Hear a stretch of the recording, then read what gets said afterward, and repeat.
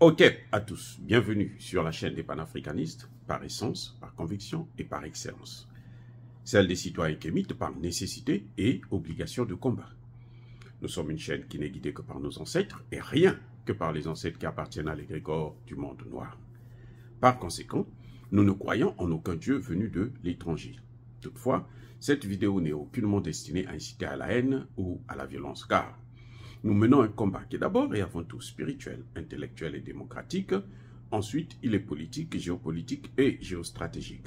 Contre l'impérialisme, le colonialisme, le néocolonialisme et l'endocolona, qui sont tous qualifiés de crimes contre l'humanité. Nous menons ce combat sur la base du principe fondamental que nous avons hérité de nos ancêtres kémites, qui est celui de la Marat, c'est-à-dire solidarité, vérité et justice. Vous êtes donc en droit de connaître la vérité et nous avons l'obligation de vous dire la vérité, rien que la vérité, afin que justice soit rendue au continent africain. Et ça, c'est notre modeste contribution dans cette noble lutte en faveur de la souveraineté, la dignité, la solidarité et l'unité africaine. C'est exactement ça que nous appelons le panafricanisme.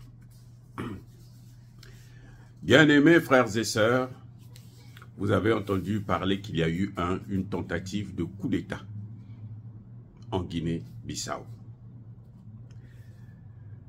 Il y a des gens qui disent que c'est au niveau de l'armée. C'est les militaires qui voulaient, qui se sont affrontés, la garde présidentielle et l'armée républicaine. Et bon, l'opposition, il y a une histoire d'argent, c'est vrai, qui aurait été détournée et que la justice a interpellé deux membres du gouvernement, le ministre de l'économie et des finances et puis ce qu'on appellerait le ministre du Trésor. Et que ceux-là, étant interrogés par la justice, ont été en garde à vue. Et bon, en fait, c'est la police qui a décidé de les sortir de là à la demande du président de l'Assemblée, qui est le chef du parti de l'opposition, ceux qui ont gagné les élections il y a 1 ou 2 mois.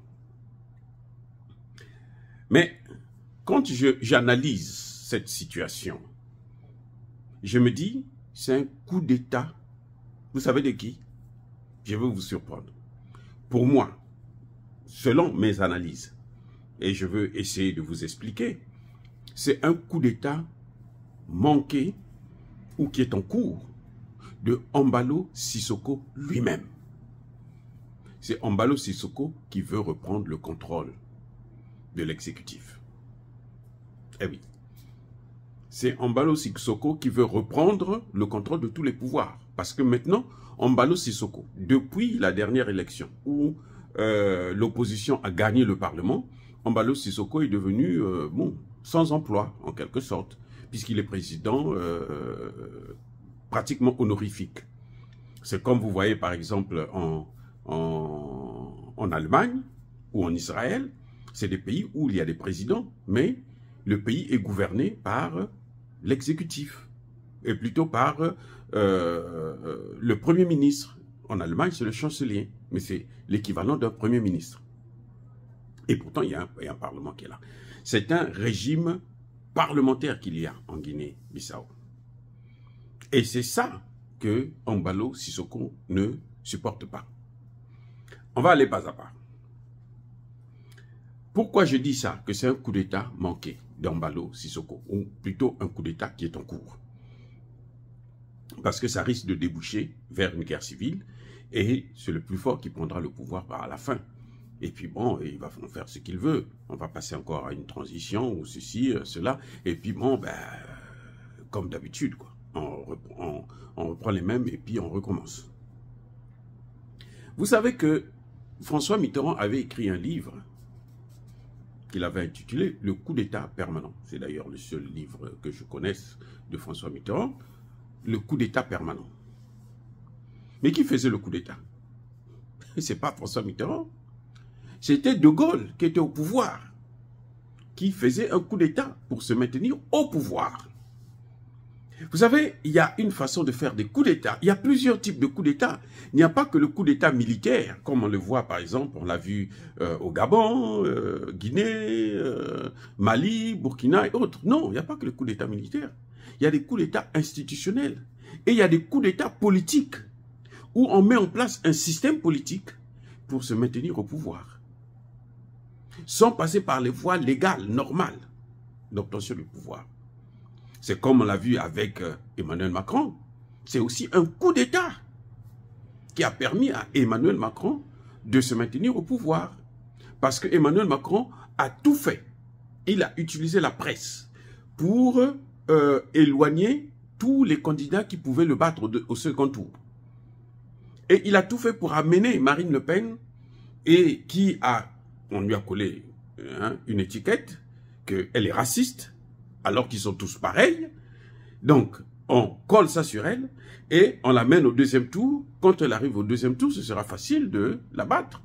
C'est comme ça d'ailleurs que le père de Marine Le Pen n'avait jamais pu avoir le pouvoir. Il est arrivé jusqu'au deuxième tour face à Jacques Chirac. Il y a eu l'union de tous les partis politiques pour soutenir Chirac et laisser abandonner, comment on appelle, Jean-Marie Le Pen seul. Donc, vous savez, on peut être président et puis faire un coup d'État. Vous êtes président, vous faites un coup d'État pour garder le pouvoir, pour avoir le pouvoir. Mais non, pourquoi je dis que c'est un coup d'État d'Embalo Sissoko lui-même? Eh bien, c'est simple. Ce gouvernement est là il n'y a même pas longtemps.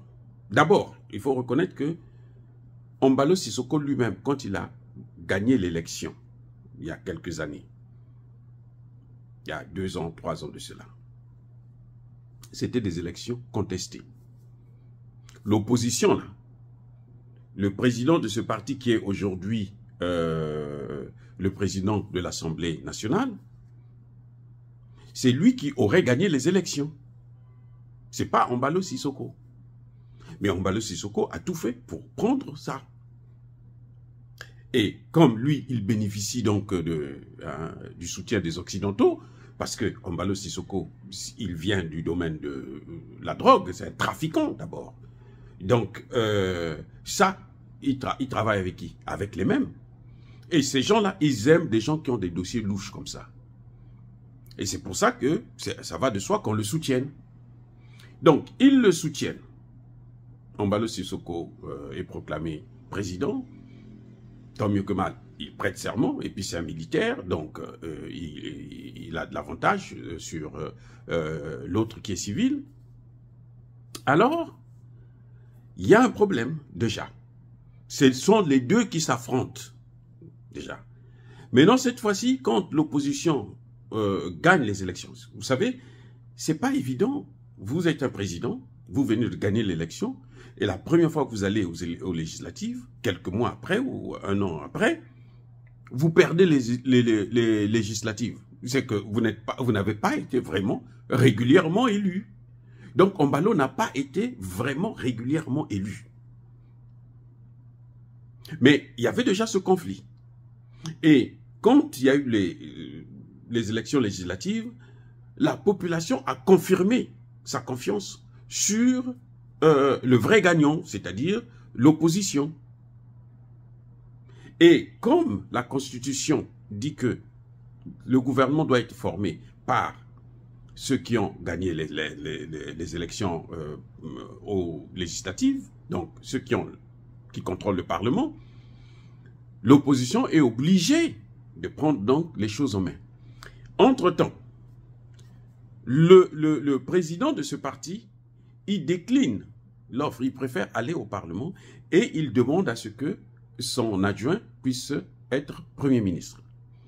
Il forme son gouvernement. Quand il forme son gouvernement, alors il y a un problème qui se pose.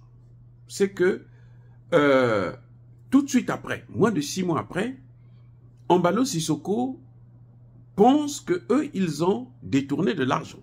Il y a de l'argent qui sort en masse et autres, ainsi de suite. Même s'il y a de l'argent qui sort en masse, ce n'est pas au président de décider de les arrêter ou de les faire arrêter. on devrait repartir vers le peuple et le peuple va trancher. Si le peuple tranche, en ce moment, on lève l'immunité et maintenant, ces gens-là, on les prend, on les traduit devant la justice. Et il est probable que la justice n'ait pas trouvé des preuves qu'effectivement, l'argent pour lequel ils sont accusés c'est de l'argent qui avait été détourné. Ils n'ont pas de preuves là-dessus. Mais l'enquête devrait continuer à se faire. Mais entre-temps, j'ai oublié de vous signaler une chose. C'est que quand Embalo Sissoko perd le pouvoir, les élections législatives, son parti l'accuse de n'avoir pas fait tout, n'avoir pas utilisé tous les moyens pour garder le pouvoir. Écoutez bien. Le parti de Embalo Sissoko accuse Embalo Sissoko de ne pas avoir mis tous les moyens, parce qu'il aurait l'obligation des moyens pour qu'il puisse gagner le pouvoir, quitte à tricher. En fait, c'est ce que ça veut dire. Et ils ne sont pas contents de lui. Dans ces circonstances, s'ils partent encore aux élections dans 1 an ou 2, non, dans 1 an, c'est en 2024. S'ils partent aux élections l'année prochaine, il y a de fortes chances que les membres de son parti déclinent, cherchent à trouver un autre candidat qui ne sera pas Embalo Sissoko. D'où il faut tout faire pour reprendre des choses en main. Et que fait Embalo Sissoko pour régler la situation? Il met en place un gouvernement bis. Il y a en ce moment 2 gouvernements en Guinée-Bissau. Parce que ce que Embalo Sissoko a fait, c'est que les anciens membres de son gouvernement, il les a pris presque tous et il les a nommés comme conseillers à la présidence. Ils sont autour de lui. Donc, et ils sont tous en charge. Celui qui était aux finances, il est conseiller à la présidence en charge des finances. Celui qui était à aux affaires étrangères, il est en charge de conseiller présidentiel en charge des affaires étrangères. Donc, en fait, il y a 2 gouvernements. Mais ce deuxième gouvernement bis-là, il n'a pas de travail. Qu'est-ce qu'il fait? Il faut chercher maintenant à casser ce gouvernement ou à créer des conditions d'une guerre civile, parce que là, si on ne fait pas attention, on va vers une guerre civile. Il faut créer les conditions d'une guerre civile pour que le président puisse avoir tous les pouvoirs. Ou bien, dans le cas présent, il peut dissoudre le Parlement et il reprend tous les pouvoirs et dirige son gouvernement, son Parlement. Et ça, c'est ce que nous appelons un coup d'État. Maintenant, pourquoi Embalo Sissoko veut faire un coup d'État? Lui qui chante partout démocratie, démocratie, démocratie, qui veut aller faire la guerre au Niger, au nom de la démocratie, pourquoi il veut faire un coup d'État? Il veut faire un coup d'État parce que c'est à la demande des Occidentaux. La France est en perte de vitesse en Afrique. Elle a perdu le Sahel. C'est fini. Le Sahel, c'est foutu pour la France, pour Emmanuel Macron. En ce moment, Emmanuel Macron se bat pour sauver la Côte d'Ivoire. Parce que si on ne fait pas attention, ben, le prochain président qui va sauter, c'est Alassane Ouattara. Si ce n'est pas par un coup d'État, ça peut être aux élections de 2025. Donc, si elle perd, Macky Sall s'en va, on ne sait pas qui va prendre le pouvoir et quel sera son comportement vis-à-vis de la France. Mais il y a trop d'incertitudes autour de la France et des Occidentaux. Il y a trop d'incertitudes. Ce qui fait que, pour eux, il ne faut pas prendre le risque de perdre la Guinée-Bissau, alors que Embalo Sissoko, c'est le caniche, hein, pire. Il est pire que le caniche. C'est la serpillière d'Emmanuel Macron. Tout ce que Emmanuel Macron veut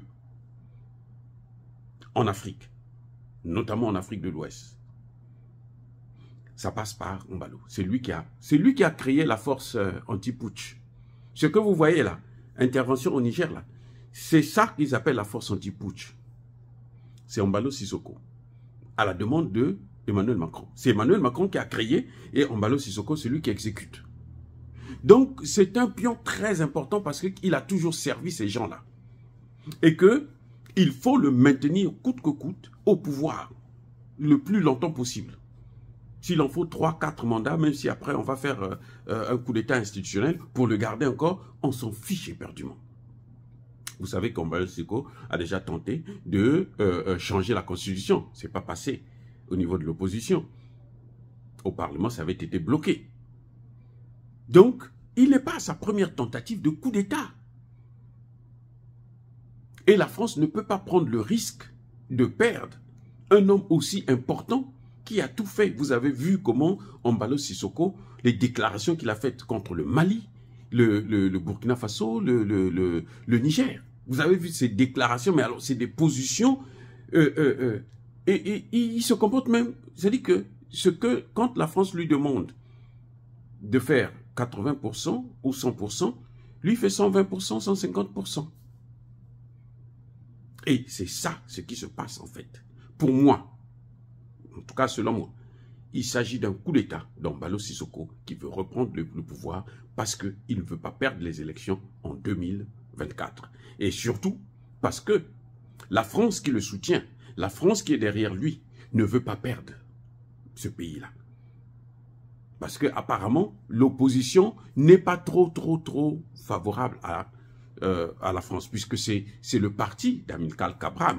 Et vous savez, Amilcar Cabral plutôt, vous savez très bien que ce type-là, c'était un indépendantiste, un souverainiste.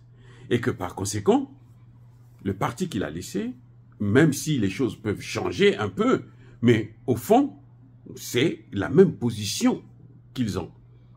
Et ils ne sont pas favorables au comportement que Embalo Sissoko est en train de mener. Et que pour eux, il faut à tout prix garder Embalo Sissoko là, quitte à faire un coup d'État. Et c'est ce qu'ils sont en train de faire. Le problème, c'est que ça peut facilement déboucher vers une guerre civile. Et ça, ce n'est pas avantageux pour nous. C'est avantageux encore pour la France et ses alliés occidentaux. Dire cela, c'est inciter à la haine ou à la violence? Non. Yaba Kolervé, Yamalem. Encore une fois de plus, bien-aimés frères et sœurs, je persiste et je signe.